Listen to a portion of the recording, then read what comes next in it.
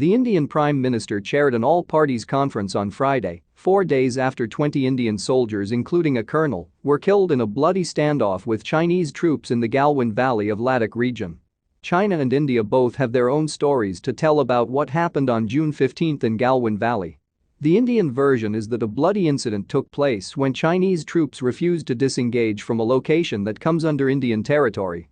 The two sides, according to India, on June 6, after talks between the corps commanders of China and India, agreed to disengage from 3 points including Pangoing Lake, Hot Spring and Galwan Valley.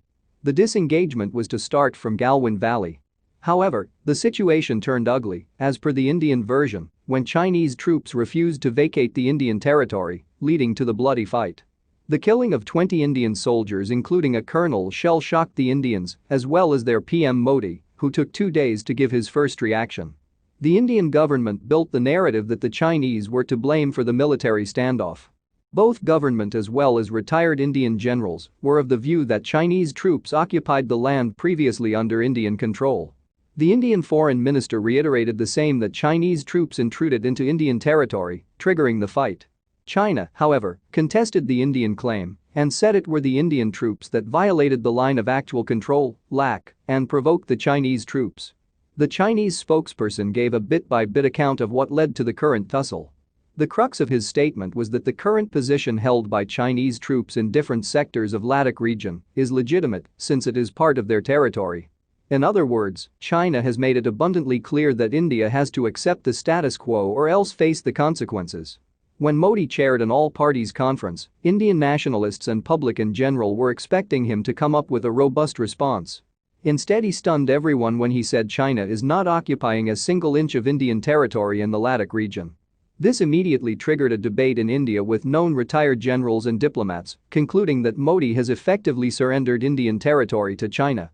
What was astonishing was that Modi contradicted the foreign minister's version, who a day earlier claimed that China made incursions into the Indian territory. "I'm shattered to see India quietly accepting China changing status of LAC in eastern Ladakh," tweeted Rameshwar Roy, a retired lieutenant general and former chief of India's Assam Rifles Division. "What a sad day for every soldier like me." Questions being asked as to why the Modi government has an indifferent approach towards China when a much smaller incident evoked a far swifter reaction towards Pakistan. The answer lies in the economic and military prowess of China. If India spends around $70 billion per annum on its defense budget, China's military spending is over $260 billion. There was even talk in India of boycotting Chinese products. But independent experts believe that this will only hurt India more than China. Around 70% of smartphones used by common Indians are made in China. Chinese companies have also made investments of billions of dollars in many local Indian companies. Clearly, the Indian government has little option to hit back at China. That is why Modi opted the path of capitulation. But he only needs to blame his expansionist policy for this global embarrassment. China has now put an effective check on his expansionist approach. Meanwhile, Modi has now joined the ranks of former PM Jawaharlal Nehru, who also suffered a humiliation at the hands of China in 1962. Thanks for watching. For more videos, please subscribe to our YouTube channel.